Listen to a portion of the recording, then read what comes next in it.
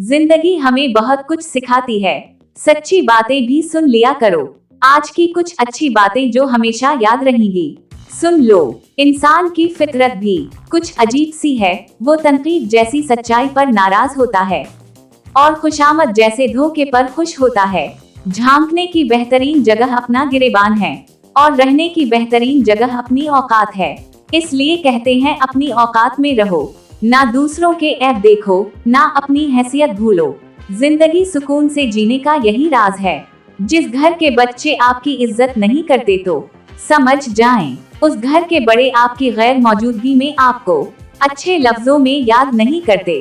कहते हैं कि संभाल के रखी हुई चीज और गौर से सुनी हुई बात कभी ना कभी काम आ ही जाती है।